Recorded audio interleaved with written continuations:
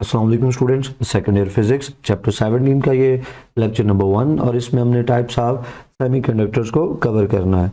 Learning outcome को देखें तो हमें कहा गया कि हम इंट्रिंसिक और एक्सट्रिंसिक सेमीकंडक्टर्स में डिस्टिंग्विश करें यानी डिफरेंशिएट करें। तो सबसे पहले हम सीखेंगे जो इंट्रिंसिक सेमीकंडक्टर है इसको, और पहले इसको डिफाइन करते हैं। और इंट्रिंसिक सेमीकंडक्टर को भी डिफाइन करने से पहले रिकॉल करते हैं कि सेमीकंडक्टर्स किस तरह के मटेरियल्स हैं। तो स्टूडेंट्स, हमने प्रीवियस चैप्टर में सीखा कि ऐसे मटेरियल्स जिनकी इलेक्ट्रिसिटी कंडक्ट करने की सलाहियत कंडक्टर्स और इंसुलेटर्स के दरमियान में है, इंटरमीडिएट है। इंसुलेटर्स तो बिल्कुल इलेक्ट्रिसिटी कंडक्ट नहीं करते, उनकी इलेक्ट्रिसिटी ज़ीरो, कंडक्ट करने की सलाहियत ज़ीरो, और जो कंडक्टर्स हैं वो बहुत अच्छे तरीके से इलेक्ट्रिसिटी कंडक्ट करते हैं। लेकिन जो सेमी कंडक्टर्स हैं इनकी इलेक्ट्रिसिटी कंडक्ट करने की जो सलाहियत है वो इंसुलेटर्स और कंडक्टर्स के दरमियान में, यानी इंसुलेटर से ज़्यादा और कंडक्टर से कम। तो ऐसे मटेरियल्स को हम पुकारते हैं सेमी कंडक्टर्स। अब एक जो सेमी कंडक्टर है, मिसाल के तौर पे सिलिकॉन है या जर्मेनियम है, तो देखना ये है कि उसके अंदर आपने किसी और एलिमेंट को ऐड किया, मिक्स किया इम्प्योरिटी के तौर पे या नहीं किया। अगर सिलिकॉन प्योर सिलिकॉन है, उसके अंदर आपने किसी तरह के और एलिमेंट को शामिल नहीं किया, तो एक ऐसा सेमीकंडक्टर जो प्योर हो, जिसमें किसी तरह की इम्प्योरिटी ना हो, ऐसे सेमीकंडक्टर को इंट्रिंसिक सेमीकंडक्टर कहते हैं। इसकी वजह यह है कि ऐसे सेमीकंडक्टर को स्टूडेंट्स जो करंट कंडक्ट करना है, इलेक्ट्रिसिटी कंडक्ट करनी है, उसके लिए ये सेमीकंडक्टर जो इलेक्ट्रॉन्स इस्तेमाल करेगा या जो होल्स इस्तेमाल करेगा, वो इलेक्ट्रॉन्स या होल्स ये खुद जनरेट करेगा। उन इलेक्ट्रॉन्स या होल्स को बनाने के लिए, जनरेट करने के लिए, उनको फ्री करने के लिए, फ्री इलेक्ट्रॉन्स और फ्री होल्स उनको अवेलेबल करने के लिए किसी बाहर से और एलिमेंट का कोई किरदार नहीं होगा, क्योंकि कोई इम्प्योरिटी मौजूद नहीं है। तो एक ऐसा सेमीकंडक्टर जो प्योर है, उसने जो इलेक्ट्रिसिटी कंडक्ट करने के लिए इलेक्ट्रॉन्स इस्तेमाल करने हैं, होल इस्तेमाल करने हैं, वो सारे उसके अपने होते हैं, उसमें किसी और बाहर से किसी और एलिमेंट की कंट्रीब्यूशन नहीं होती है। अब इंट्रिंसिक सेमीकंडक्टर पे बाकी बातें एक्सप्लेनेशन की हेडिंग में स्टूडेंट्स हम यूँ भी कह सकते हैं कि एक ऐसा सेमीकंडक्टर जिसमें होस्ट के एटम्स हैं वो बिलियन में हो, लेकिन उसके मुकाबले में इम्प्योरिटी का एक एटम है, तो हम कहते हैं कि इम्प्योरिटी ऑलमोस्ट है ही नहीं। कहाँ एक बिलियन और कहाँ उसके मुकाबले में एक एटम, तो इसका मतलब है इम्प्योरिटी एग्जिस्ट ही नहीं करती एक तरह से, क्योंकि इतनी लो रेशो है। तो आप ऐसे सेमीकंडक्टर को पुकारते हो इंट्रिंसिक सेमीकंडक्टर। अब एक फिगर देखिए, इस फिगर में सिलिकॉन और जर्मेनियम को रेफर किया गया है, यानी ये फिगर आप सिलिकॉन और जर्मेनियम दोनों के लिए बना सकते हैं, दोनों के लिए यूज़ हो सकता है, क्योंकि दोनों पीरियोडिक टेबल में ग्रुप 4 से बिलोंग करते हैं, दोनों सेमीकंडक्टर्स हैं, दोनों के आउटर मोस्ट शेल के अंदर 4 इलेक्ट्रॉन्स मौजूद हैं। स्टूडेंट्स, जो सिलिकॉन या जर्मेनियम का एक एटम है, उसका जो इनर पार्ट है, वैलेंस आउटर मोस्ट शेल को छोड़ के, वैलेंस शेल को छोड़ के बाकी इनर जितना भी पोर्शन है एटम का, उसको एक सर्कल से यहाँ शो किया गया और उसके अंदर +4 लिखा गया। +4 इसलिए लिखा कि सर्कल के बाहर जो 4 इलेक्ट्रॉन्स शो किए गए हैं आउटर मोस्ट शेल के, वो 4 इलेक्ट्रॉन्स मिलकर -4 चार्ज बनाते हैं। एक इलेक्ट्रॉन का चार्ज अगर -1 है तो 4 इलेक्ट्रॉन्स -4 चार्ज कंट्रीब्यूट करेंगे। जब एक एटम चूंकि ओवरऑल न्यूट्रल होता है, तो -4 को अगर न्यूट्रल करना है तो +4 आना चाहिए, क्योंकि -4 +4 मिलकर 0 होते हैं, यानी चार्ज जो है ओवरऑल 0 हो जाता है। तो एक अपने डायग्राम में ये शो करना कि यहाँ एटम्स जो हैं वो न्यूट्रल्स हैं, तो अगर बाहर हमने 4 इलेक्ट्रॉन्स शो किए हैं, तो अंदर जो सर्कल बनाया है, जो इनर पार्ट ऑफ एटम को, कोर ऑफ एटम को शो करता है, उसको फिर हमने +4 चार्ज देना है ताकि ओवरऑल एटम हमारा न्यूट्रल नजर आए। दूसरा ये कि एक सिलिकॉन है या जर्मेनियम है, उसके जो आउटर मोस्ट शेल के इलेक्ट्रॉन्स हैं, ये एक दूसरे के साथ बॉन्डिंग में यूज होते हैं, लिहाजा इन इलेक्ट्रॉन्स को आप बॉन्डिंग इलेक्ट्रॉन्स भी पुकार सकते हो, उसको डॉट से शो किया गया। अब एक सिलिकॉन का एटम दूसरे सिलिकॉन के एटम के साथ अपने वैलेंस इलेक्ट्रॉन्स जो है वो शेयर करेगा, तो शेयरिंग के नतीजे में कोवेलेंट बॉन्ड्स बनेंगे, और उन कोवेलेंट बॉन्ड्स को यहाँ डॉटेड कर्व लाइन से शो किया गया है। मिसाल के तौर पे हम एक सिलिकॉन या जर्मेनियम एटम को फोकस करते हैं, तो ये सेंटर पे एटम का कोर आ गया और उसकी सराउंडिंग में ये उसके 4 वैलेंस इलेक्ट्रॉन्स रेफर कर दिए।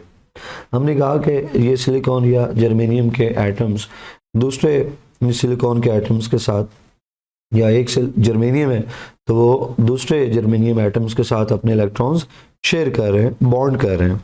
तो ये चीज़ यहाँ पे आप नोट कर सकते हो। मिसाल के तौर पे हमने जिस अपने एटम को फोकस किया है, ये देखें कि तो इसका एक इलेक्ट्रॉन ऊपर वाले एटम के एक इलेक्ट्रॉन के साथ जो है वो शेयर हो चुका, और यहाँ पे एक सिंगल कोवेलेंट बॉन्ड इधर बन चुका। एक इलेक्ट्रॉन नीचे वाले एटम से, एक इलेक्ट्रॉन ऊपर वाले एटम से, तो एक एक इलेक्ट्रॉन शेयर होगा, तो ये सिंगल कोवेलेंट बॉन्ड ऊपर बन गया एक एटम का। फिर इधर हम देख लें साइड पे, तो ये जो जिस एटम को हमने फोकस कर रखा है, इसका एक और इलेक्ट्रॉन साथ एक और एटम के इलेक्ट्रॉन के साथ जो है वो एक और कोवेलेंट बॉन्ड बना रहा है, तो एक और सिंगल कोवेलेंट बॉन्ड हमें मिल गया। फिर नीचे देख लें, यहाँ पे भी जो है वो एक एक इलेक्ट्रॉन जो है वो शेयर होके एक तीसरा सिंगल कोवेलेंट बॉन्ड बन रहा है। और फिर आप देख लो कि यहाँ पे उसका चौथा इलेक्ट्रॉन भी नेबरिंग एटम के इलेक्ट्रॉन के साथ जो है वो शेयर होके एक चौथा जो है स्टूडेंट सिंगल कोवेलेंट बॉन्ड जो है वो बना रहा है। इसको सिंपल रिप्रेजेंट करें मिसाल के तौर पे, मैं फिक्स कर लेता हूँ कि हम बात कर रहे हैं जैसे सिलिकॉन है, तो सिलिकॉन का ये एक इलेक्ट्रॉन हो गया आउटर मोस्ट शेल का, ये दूसरा इलेक्ट्रॉन हो गया, ये तीसरा इलेक्ट्रॉन और ये चौथा इलेक्ट्रॉन। तो ये सिलिकॉन ऊपर पड़े हुए एक सिलिकॉन एटम के एक इलेक्ट्रॉन के साथ अपना इलेक्ट्रॉन शेयर करके सिंगल कोवेलेंट बॉन्ड बना रहा है। इधर भी ये अपना इलेक्ट्रॉन शेयर करके एक और सिलिकॉन एटम के साथ बॉन्ड कर रहा है, यहाँ पे भी शेयर कर रहा है और यहाँ पे भी शेयर कर रहा है। तो स्टूडेंट्स इस तरह से ये 4 सिंगल कोवेलेंट बॉन्ड्स बनते हैं। एक सिलिकॉन एटम जो है उसने अपने चारों इलेक्ट्रॉन्स को शेयर कर रखा है, तो चारों इलेक्ट्रॉन्स उसने आउटर मोस्ट शेल के शेयर कर रखे हैं, वो बॉन्डिंग इलेक्ट्रॉन्स हैं। तो हम यहाँ से एक बात निकाल सकते हैं कि इस हालत में, इस कंडीशन में जो सिलिकॉन या जर्मेनियम अगर मौजूद है, तो उसके चूंकि आउटर मोस्ट शेल के इलेक्ट्रॉन सारे के सारे बॉन्डेड हैं, तो कोई फ्री इलेक्ट्रॉन इस कंडीशन में अवेलेबल नहीं है। जब कोई फ्री इलेक्ट्रॉन नहीं है तो कोई फ्री होल भी नहीं है। तो इस सूरत में कि जब सारे बॉन्ड्स बने हुए हैं, इंटैक्ट है, चारों के चारों एक एटम के बॉन्ड्स, कोवेलेंट बॉन्ड्स एग्जिस्ट कर रहे हैं, तो इसका मतलब ये हुआ कि कोई फ्री इलेक्ट्रॉन या फ्री होल नहीं है। लिहाजा इस कंडीशन में सिलिकॉन या जर्मेनियम इंसुलेटर के तौर पे बिहेव करेंगे, कोई इलेक्ट्रिसिटी कंडक्ट नहीं कर सकता। लेकिन अगर ये बॉन्ड टूट जाएं, इसमें से कोई एक या दो बॉन्ड्स टूट जाएं, तो इलेक्ट्रॉन्स मिल जाएंगे, होल्स मिल जाएंगे, फिर सिलिकॉन और जर्मेनियम जो है वो कंडक्टर बन जाएंगे। ये कंसेप्ट हम थोड़ी देर में आगे चल के सीखेंगे। पहले जो मैंने अभी सारी चीज़ें बताई उनको रिकॉल कर लेते हैं। कहा कि जो हैच सर्कल्स हैं वो कोर ऑफ सिलिकॉन एटम या जर्मेनियम एटम को रिप्रेजेंट करते हैं, जो सर्कल है जिनके अंदर +4 लिखा है। उसके बाद जो है वो आउटर मोस्ट शेल के इलेक्ट्रॉन्स, वैलेंस इलेक्ट्रॉन्स भी जिनको कहते हैं, उनको स्मॉल डॉट से रिप्रेजेंट किया। और जो प्रोबेबिलिटी है वैलेंस इलेक्ट्रॉन्स की, उसको जो है वो स्टूडेंट्स डॉटेड कर्व से शो किया। अब ये डॉटेड कर्व्स जो हैं, इनको तो हमने स्टूडेंट्स कोवेलेंट बॉन्ड्स का नाम दिया है, तो इसको यहाँ प्रोबेबिलिटी क्यों लिखा? प्रोबेबिलिटी ऑफ वैलेंस इलेक्ट्रॉन्स जो है, आपने सिलिकॉन के वैलेंस इलेक्ट्रॉन को तलाश करना है, तो आप किस रीजन में तलाश करेंगे? उसी रीजन में तलाश करेंगे जहाँ बॉन्ड बना हुआ है। तो बॉन्डिंग रीजन में आप तलाश करेंगे, तो आप क्या कहेंगे कि वैलेंस इलेक्ट्रॉन जो है वो आपको कहाँ मिलेगा? उसकी प्रोबेबिलिटी, उसके मिलने के चांसेस, उसके मिलने की प्रोबेबिलिटी कहाँ पे होगी? वहीं पे होगी ना जहाँ बॉन्डिंग रीजन है। तो इसलिए जो बॉन्डिंग रीजन है, ये बॉन्डिंग इलेक्ट्रॉन्स हैं जो कि कोवेलेंट बॉन्ड्स फॉर्म कर रहे हैं, तो उनके मिलने की प्रोबेबिलिटी वहीं होगी जहाँ कोवेलेंट बॉन्ड्स हैं। तो इन कर्व लाइंस को आप कोवेलेंट बॉन्ड्स बोलो, या आप बोलो कि ये वो रीजन है जहाँ वैलेंस इलेक्ट्रॉन्स के मिलने की प्रोबेबिलिटी है। दोनों नाम आप दे सकते हो, चाहो तो आप इन्हें कोवेलेंट बॉन्ड्स बोलो, तो चाहो तो आप इन्हें वैलेंस इलेक्ट्रॉन्स के प्रोबेबिलिटी रीजन्स के नाम से पुकारो। तो स्टूडेंट्स एनर्जी बैंड को रेफर करें, तो सेमीकंडक्टर में जो वैलेंस बैंड है और जो कंडक्टिंग बैंड है, इसके दरमियान में अगर एनर्जी गैप को देखें तो एनर्जी गैप एग्जिस्ट करता है और उस एनर्जी गैप की एनर्जी को Eg से शो किया। जो कंडक्शन बैंड है उसकी एनर्जी Ec और जो वैलेंस बैंड है उसकी एनर्जी Ev, दोनों के दरम्यान में गैप जो है Ec माइनस Ev इक्वल है Eg के एनर्जी गैप। ये एनर्जी गैप जो है, जो बहुत ज़्यादा एनर्जी गैप नहीं होता, थोड़ी सी एनर्जी मिल जाए, थर्मल एनर्जी मिल जाए, तो ये नीचे से वैलेंस बैंड के जो इलेक्ट्रॉन्स हैं ये मूव करके ऊपर कंडक्शन बैंड में जा सकते हैं। बहरहाल इस कंडीशन में जबकि सारे के सारे इलेक्ट्रॉन्स बॉन्ड बना रहे हैं, वैलेंस इलेक्ट्रॉन्स सारे बॉन्ड बना रहे हैं, तो जो कंडक्शन बैंड है वो एम्प्टी है और वैलेंस बैंड जो है वो कम्प्लीटली फिल्ड है और एक एनर्जी गैप इन दो बैंड्स के दरम्यान में मौजूद है। तो हम इस सारी सिचुएशन को लो टेम्परेचर की हेडिंग में रेफर करेंगे। जब टेम्परेचर जो है वो 0 केल्विन के करीब करीब है तो स्टूडेंट्स इलेक्ट्रॉन्स जो हैं वो स्ट्रांगली अटैच्ड हैं एटम्स के दरम्यान में, यानी एक एटम और दूसरे एटम उनके इलेक्ट्रॉन्स आपस में बॉन्डेड हैं और ये स्ट्रांगली बॉन्डेड हैं। वैलेंस बैंड जो है वो कम्प्लीटली ऑक्यूपाइड है, यानी कम्प्लीटली फिल्ड है और कंडक्शन बैंड के अंदर किसी तरह का कोई इलेक्ट्रॉन नहीं है। कंडक्शन बैंड जो है वो मुकम्मल तौर पे खाली है, एम्प्टी है, जैसा यहाँ आप देख सकते हो। क्योंकि हम टेम्परेचर लो टेम्परेचर को रेफर कर रहे हैं, लो टेम्परेचर रेफर करने का मतलब है कि वैलेंस बैंड में जो इलेक्ट्रॉन्स हैं जो बॉन्ड बना रहे हैं, इन इलेक्ट्रॉन्स की एनर्जी बहुत थोड़ी है। क्योंकि लो टेम्परेचर है, लो टेम्परेचर में थर्मल एनर्जी जो है वो कम होती है, तो चूंकि इन इलेक्ट्रॉन्स की एनर्जी कम है लिहाजा इनमें सलाहियत नहीं है कि ये एनर्जी गैप जो है इसको अबूर कर सकें, यानी ये वैलेंस बैंड से कंडक्शन बैंड में जंप कर सके, इनके लिए मुमकिन नहीं है। ये कमज़ोर से इलेक्ट्रॉन्स हैं, इनकी एनर्जी अभी बहुत थोड़ी है लो टेम्परेचर पे। तो यही चीज़ हम आगे रेफ़र करेंगे कि वैलेंस बैंड के इलेक्ट्रॉन्स जो हैं उनके पास इतनी एनर्जी नहीं है कि वो जंप कर सके कंडक्शन बैंड में। तो स्टूडेंट्स, जब आप कोई बाहर से इलेक्ट्रिक फील्ड अप्लाई करते हो, आप करंट पास करवाने की कोशिश करते हो, तो आपको पता चलता है कि जब लो टेम्परेचर है नियर 0 केल्विन, तो उस वक्त जो है सेमीकंडक्टर किसी तरह की कोई इलेक्ट्रिसिटी कंडक्ट नहीं करते हैं। सेमीकंडक्टर्स इंसुलेटर्स के तौर पे बिहेव करते हैं, इनसे फ्लो ऑफ करंट नहीं होता। उसकी वजह ये है कि सारे इलेक्ट्रॉन्स जो हैं वो बॉन्डेड हैं और स्ट्रांगली बॉन्डेड हैं। कोई हाई एनर्जी के साथ इलेक्ट्रॉन मौजूद ही नहीं है जो कंडक्शन बैंड में जा सके और इलेक्ट्रिसिटी कंडक्ट करने की वजह बन सके। लिहाजा लो टेम्परेचर पे जो सेमीकंडक्टर है वो इंसुलेटर जैसा बिहेव करता है। सेमीकंडक्टर और इंसुलेटर में कोई फ़र्क नहीं होता है एट लो टेम्परेचर। अगर हाई टेम्परेचर के ऊपर हम सेमीकंडक्टर को रेफ़र करें तो स्टूडेंट्स, अगर आप टेम्परेचर 0 केल्विन से ऊपर लेके जाते हो तो इसका मतलब है कि टेम्परेचर थोड़ा ज़्यादा हो रहा है। टेम्परेचर ज़्यादा हो रहा है तो एनवायरनमेंट से इलेक्ट्रॉन्स जो है वो एनर्जी एब्जॉर्ब करेंगे, तो उनकी थर्मल एनर्जी राइज करेगी, मींस उनकी काइनेटिक एनर्जी जो है वो बढ़ेगी। तो इलेक्ट्रॉन्स के पास जब काइनेटिक एनर्जी है तो वैलेंस बैंड के इलेक्ट्रॉन्स जो हैं वो जंप करके ऊपर कंडक्शन बैंड में जा सकते हैं। तो जैसे ही कोई इलेक्ट्रॉन वैलेंस बैंड का जंप करके कंडक्शन बैंड में जाएगा तो आप देखोगे कि कंडक्शन बैंड में तो इलेक्ट्रॉन चला गया, पीछे वैलेंस बैंड में उसकी जगह एक खाली स्पेस क्रिएट हो गई। उस स्पेस को हम होल का नाम देते हैं। स्टूडेंट्स, हम जो कह रहे हैं कि इलेक्ट्रॉन वैलेंस बैंड से कंडक्शन बैंड में जा रहा है, तो इसका एक और मतलब नहीं बनता कि वैलेंस बैंड में इलेक्ट्रॉन्स तो बॉन्डेड हैं, उन्होंने कोवेलेंट बॉन्ड्स बना रखे हैं, वो फ्री हैं ही नहीं।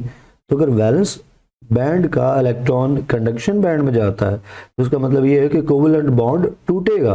कोवेलेंट बॉन्ड टूटेगा, इलेक्ट्रॉन जो है वो फ्री होगा, तो वो वैलेंस बैंड को छोड़ के कंडक्शन बैंड में चला जाएगा, क्योंकि उसके पास इतनी एनर्जी है कि वो अपने कोवेलेंट बॉन्ड ब्रेक करके आज़ाद हो सकता है। तो इसी चीज़ को यहाँ पे हम रेफर करेंगे कि अगर कोवेलेंट बॉन्ड को टूटना है और इलेक्ट्रॉन जो है उसको वैलेंस बैंड से कंडक्शन बैंड में जाना है, तो उस इलेक्ट्रॉन के पास कम से कम उतनी एनर्जी हो जितनी कि Eg है। Eg वो गैप है जिस गैप को इलेक्ट्रॉन ने कवर करना है, तो इतनी एनर्जी उसके पास होगी तो वो कोवेलेंट बॉन्ड जो है उससे आज़ाद हो जाएगा, कोवेलेंट बॉन्ड एक ब्रेक हो जाएगा और वो इलेक्ट्रॉन इस एनर्जी गैप को कवर करता हुआ, अबूर करता हुआ वैलेंस बैंड से कंडक्शन बैंड में चला जाएगा। मिसाल के तौर पे जर्मेनियम के लिए अगर हम एनर्जी गैप की वैल्यू देखें तो ये 0.72 इलेक्ट्रॉन वोल्ट है, और अगर सिलिकॉन के लिए बात करें तो ये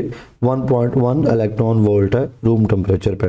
यानी एक ऐसा इलेक्ट्रॉन सिलिकॉन का जिसे कि रूम टेम्परेचर पे अपना बॉन्ड तोड़ के कंडक्शन बैंड में जाना है, तो जो इलेक्ट्रॉन आज़ाद होना चाहता है उसके पास कम से कम 1.1 इलेक्ट्रॉन वोल्ट की एनर्जी होनी चाहिए। और जर्मेनियम के केस में रूम टेम्परेचर के ऊपर अगर एक इलेक्ट्रॉन वैलेंस बैंड से कंडक्शन बैंड में जाना चाहता है तो उसके पास कम से कम 0.72 इलेक्ट्रॉन वोल्ट की एनर्जी होनी चाहिए।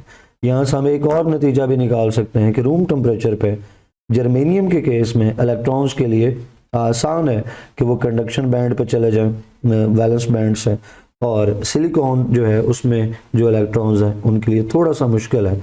और इसको हम यूँ भी कह सकते हैं कि रूम टेम्परेचर पे जो जर्मेनियम है वो ज़्यादा बेहतर कंडक्टर है एज़ कम्पेयर टू सिलिकॉन, क्योंकि जर्मेनियम के लिए वो जो एनर्जी गैप है वो छोटा है, तो जर्मेनियम के इलेक्ट्रॉन्स इजीली वैलेंस बैंड से कंडक्शन बैंड में जाकर इलेक्ट्रिसिटी कंडक्ट कर सकते हैं।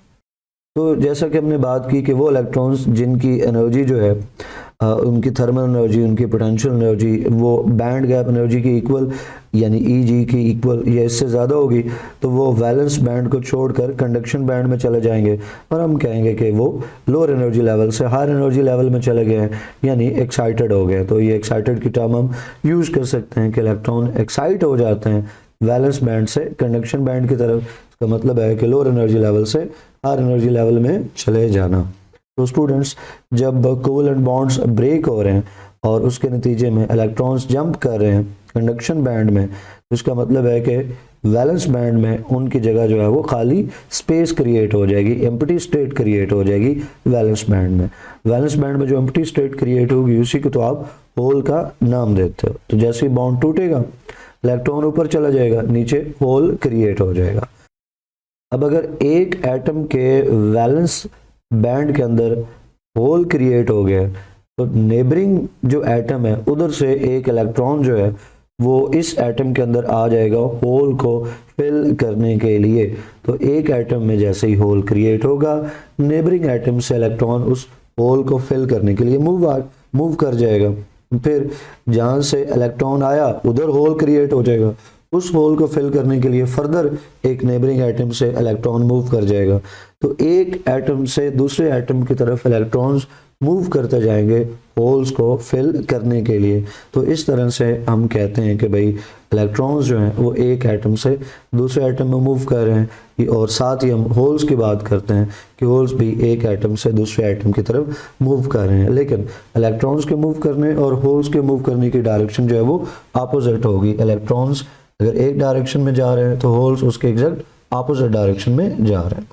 ये चीज़ आप इस फिगर में चेक करें तो आपको आसानी से समझ आ जाएगी कि कैसे होल्स और इलेक्ट्रॉन्स क्रिएट हो रहे हैं और कैसे होल्स और इलेक्ट्रॉन्स अपोजिट डायरेक्शन में मूव कर रहे हैं। आप गौर करें तो स्टूडेंट्स, किसी एक जगह से हम स्टार्ट ले सकते हैं। मिसाल के तौर पे यहाँ से हम अपनी बात का आगाज़ करते हैं।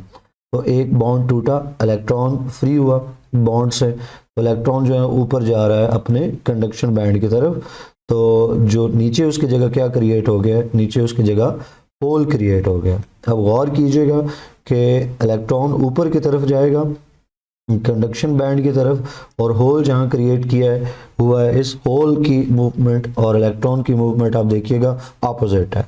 अब स्टूडेंट्स, यहाँ पे होल क्रिएट हो गया, इस होल को जो है वो फिल करना है।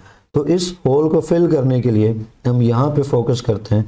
ये एक और बॉन्ड है कोवलेंट बॉन्ड, ये टूटा और यहाँ से जो इलेक्ट्रॉन्स निकला, ये इलेक्ट्रॉन्स इस होल को फिल करने के लिए मूव कर रहे हैं। तो आप देखो कि इलेक्ट्रॉन अगेन ऊपर की तरफ गया, होल जो है वो यहाँ क्रिएट हो गया, नीचे की तरफ होल क्रिएट हुआ है।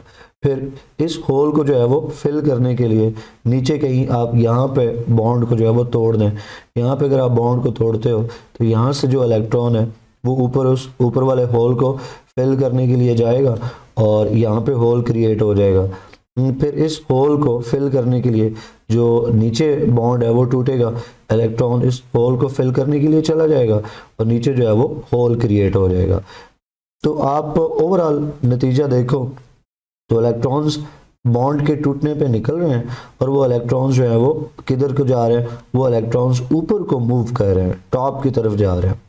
और जो होल्स क्रिएट कर रहे हैं, होल्स आप देखो नीचे के क्रिएट होते जा रहे हैं और नीचे की तरफ, यहाँ होल क्रिएट हुआ, फिर नीचे होल क्रिएट हुआ, फिर उसके नीचे होल क्रिएट हुआ, फिर उसके नीचे होल क्रिएट हुआ। तो हम कह सकते हैं कि एक तरह से होल्स नीचे की तरफ मूव कर रहे हैं, नीचे की तरफ क्रिएट कर रहे हो रहे हैं। तो हम यूँ भी कह सकते हैं ना, हमारा जो इनिशियल होल था जैसे वो मूव कर रहा है, पहले यहाँ था, फिर यहाँ आ गया, फिर यहाँ आ गया, फिर यहाँ आ गया।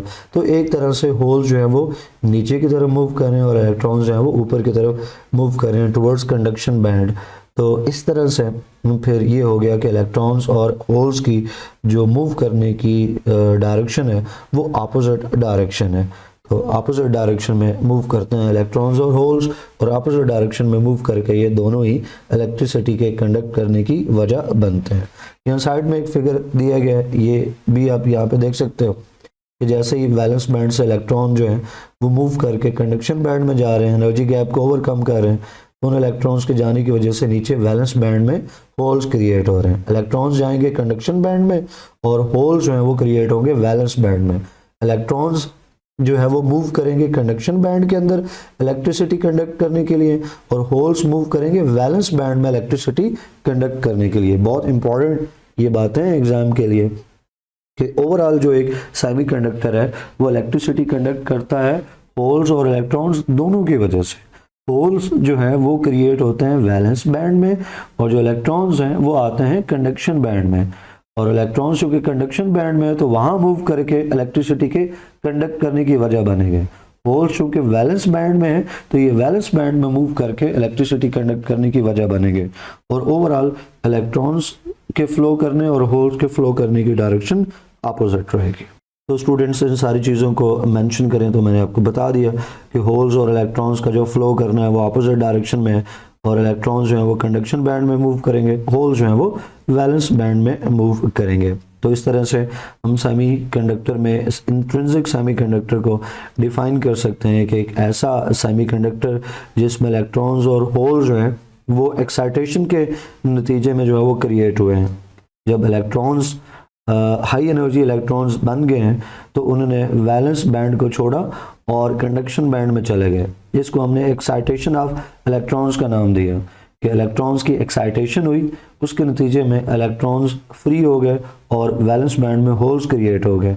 तो इस तरह का जो सेमीकंडक्टर है जिसमें एक्साइटेशन होती है इलेक्ट्रॉन्स की और उसके नतीजे में इलेक्ट्रॉन्स और होल्स क्रिएट होते हैं और वो मटेरियल सेमीकंडक्टर कंडक्टर बनता है, ऐसे सेमीकंडक्टर को आप इंट्रिंसिक सेमीकंडक्टर कहते हैं। वो जो मैंने आपको शुरू में बताया था कि सेमीकंडक्टर के साथ इंट्रिंसिक का वर्ड इसलिए लगाया कि भाई इसके अपने अंदर से वो सलाहियत पैदा होती है जिसकी वजह से ये सेमीकंडक्टर जो है वो इलेक्ट्रिसिटी कंडक्ट कर पाता है।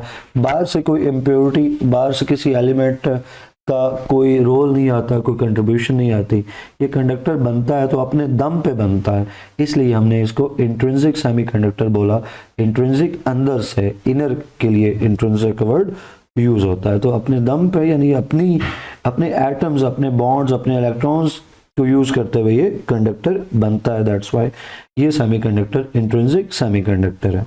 अब हम मूव करते हैं दूसरे जो कैटेगरी है, टाइप है सेमीकंडक्टर की, उसकी तरफ। जो दूसरी जो टाइप है वो एक्सट्रिंसिक सेमीकंडक्टर्स हैं। अगर हमने एक्सट्रिंसिक सेमीकंडक्टर्स को समझना है तो साथ हमें जो डोपिंग है उसको भी समझना होगा, क्योंकि ये दोनों आपस में जुड़े हुए हैं। Students, intrinsic semiconductors electricity conduct तो करते हैं लेकिन इलेक्ट्रिसिटी की कंडक्टिविटी उनकी लो है और प्रैक्टिकल पर्पसेस के लिए वो कोई बहुत ज़्यादा बेनिफिशियल नहीं हो सकती। तो एक सेमीकंडक्टर को अच्छा सेमीकंडक्टर बनाने के लिए कि बहुत अच्छे तरीके से इलेक्ट्रिसिटी कंडक्ट करे, हमें उसमें नंबर ऑफ होल्स बढ़ाने होंगे, नंबर ऑफ फ्री इलेक्ट्रॉन्स बढ़ाने होंगे। इसके लिए हम सेमीकंडक्टर के अंदर कोई इम्प्योरिटी ऐड करते हैं। जब हम सेमीकंडक्टर में कोई इम्प्योरिटी ऐड करते हैं, एक ख़ास तरह की इम्प्योरिटी, तो सेमीकंडक्टर में होल्स और इलेक्ट्रॉन्स का नंबर बढ़ जाता है। तो हम कहते हैं जी हमारा अब जो सेमीकंडक्टर है उसमें जो इलेक्ट्रिसिटी कंडक्ट करने की सलाहियत पैदा हुई है या बढ़ गई है, उसमें इम्प्योरिटी का रोल आ गया है, लिहाजा अब वो हमारा सेमीकंडक्टर जो है वो एक्सट्रिंसिक सेमीकंडक्टर कहलाएगा। तो स्टूडेंट्स, इससे जब हम डोपिंग करते हैं, इम्प्योरिटी ऐड करते हैं, तो जो कंडक्टिविटी है वो बढ़ जाती है। तो एक्सट्रिंसिक सेमीकंडक्टर जो है वो कैसे बनता है, जब आप इंट्रिंसिक सेमीकंडक्टर में इम्प्योरिटी ऐड करते हैं। दूसरे लफ्जों में intrinsic semiconductor plus impurity is equal to extrinsic semiconductor. Students, जो हम इम्प्योरिटी ऐड करें एक इंट्रिंसिक सेमीकंडक्टर में ताकि वो इंट्रिंसिक से एक्सट्रिंसिक बन जाए, इस अमल को, इस प्रोसेस को डोपिंग का नाम देते हैं। और जो हमने इम्प्योरिटी ऐड की है उसको डोपेंट कहते हैं। और एक ऐसा सेमीकंडक्टर जिसमें इम्प्योरिटी डोप कर दी गई, अब वो एक्सट्रिंसिक सेमीकंडक्टर बन गया, क्योंकि उसकी कंडक्टिविटी में अब जो रोल है वो एक बाहर से एडेड एलिमेंट का भी है, उसके एटम्स का भी है, तो ये एक्सट्रिंसिक सेमीकंडक्टर कहलाएगा। आमतौर पे जो आप इम्प्योरिटीज ऐड करते हैं वो पीरियोडिक टेबल में ग्रुप 5 के जो एलिमेंट्स हैं उनको यूज़ करते हुए या 3 के एलिमेंट्स को यूज़ करते हुए। बाबा देखो कि जो ग्रुप 5 के एलिमेंट्स हैं उनके आखिरी शेल में 5 इलेक्ट्रॉन्स हैं, लिहाजा आप उनको पेंटावैलेंट एलिमेंट्स पुकारोगे। और जो ग्रुप 3 के एलिमेंट्स हैं उनके आखिरी शेल में 3 इलेक्ट्रॉन्स होते हैं, लिहाजा आप उनको ट्राईवैलेंट एलिमेंट्स पुकारोगे। अब इसको समझना आसान है। सेमीकंडक्टर खुद किस ग्रुप से बिलोंग करते हैं? सेमीकंडक्टर खुद बिलोंग कर रहे हैं स्टूडेंट्स ग्रुप 4 से। और जो हमने इम्प्योरिटी ऐड करनी है वो सेमीकंडक्टर में, वो इम्प्योरिटी ऐड करनी है या तो आगे वाले ग्रुप से, तो जो 5वां ग्रुप है, या पीछे वाले ग्रुप से जो कि तीसरा ग्रुप है।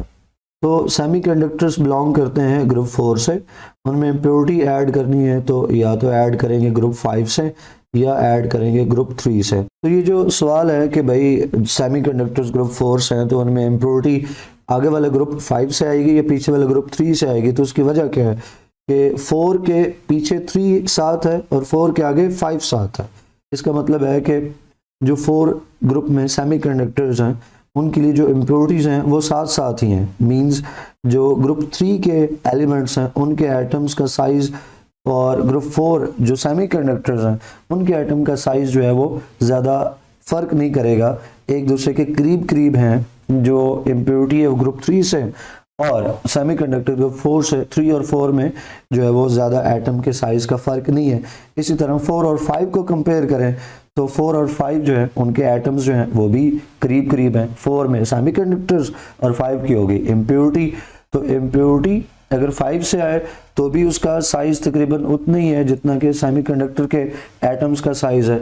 और इम्प्योरिटी अगर आप 3 से लेते हो ग्रुप 3 से, तो भी इम्प्योरिटी के एटम्स का साइज ऑलमोस्ट उतना ही है जितना कि सेमीकंडक्टर के एटम्स का साइज है।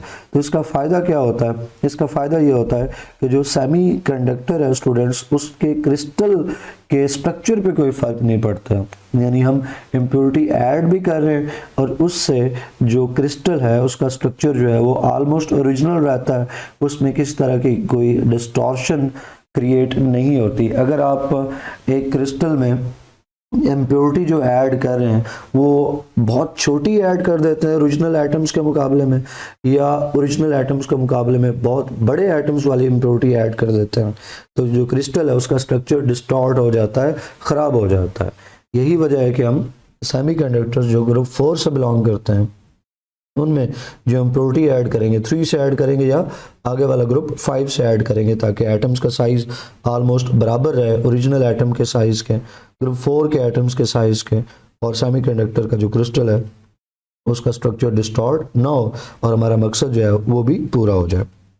अब यहाँ पे जहन में एक और सवाल आता है कि जो इम्प्योरिटी है वो कैसे जो है वो नंबर ऑफ इलेक्ट्रॉन्स बढ़ा देती है, नंबर ऑफ होल्स बढ़ा देती है, और किस तरह से कंडक्टिविटी जो है वो इंट्रिंसिक फैक्टर की बहुत ज़्यादा बढ़ जाती है जब उसमें कोई इम्प्योरिटी ऐड होती है।